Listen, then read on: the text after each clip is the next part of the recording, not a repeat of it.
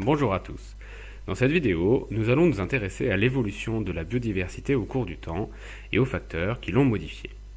Après avoir visionné cette capsule, vous serez capable de décrire l'évolution de la biodiversité au cours du temps, de définir le concept d'explosion biologique et de crise biologique, et de donner quelques facteurs naturels ayant impacté la biodiversité.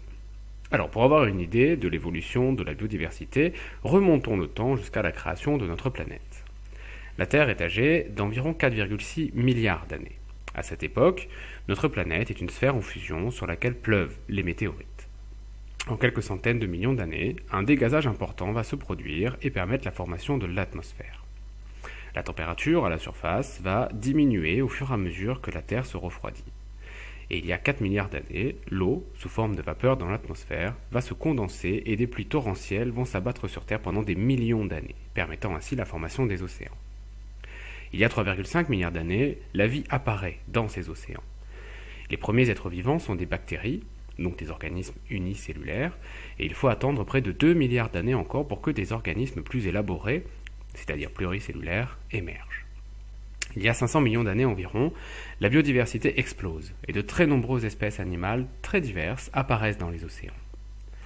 Il y a 400 millions d'années, les végétaux colonisent la terre ferme, et la biodiversité végétale explose à son tour. Puis entre 250 et 65 millions d'années, c'est l'âge des reptiles, dont les dinosaures.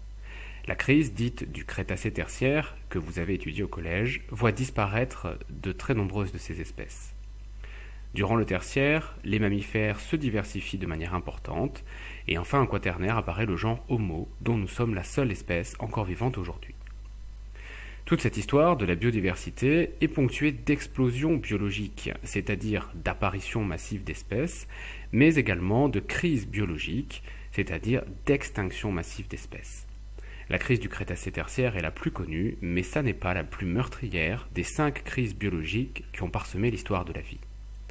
Alors quelles sont les causes de ces extinctions en masse ? Plusieurs facteurs naturels ont été diversement impliqués au cours des 5 grandes crises que nous connaissons. On peut citer la baisse du niveau marin, jusqu'à 250 mètres par exemple lors de la crise Permien-Trias, des événements volcaniques majeurs, des variations de climat importantes ou encore des impacts météoritiques. Alors pour résumer, la biodiversité a beaucoup varié au cours de l'histoire de la vie, tant en augmentant avec les explosions biologiques ou en diminuant avec les crises biologiques. Et ce que nous observons aujourd'hui n'est finalement qu'une étape de l'histoire du monde vivant et surtout une infime partie de toutes les espèces ayant existé depuis le début de la vie. Dans le prochain cours, nous allons nous intéresser à l'impact de l'homme sur la biodiversité car aujourd'hui, certains scientifiques pensent que nous sommes en train de vivre une 6e crise biologique.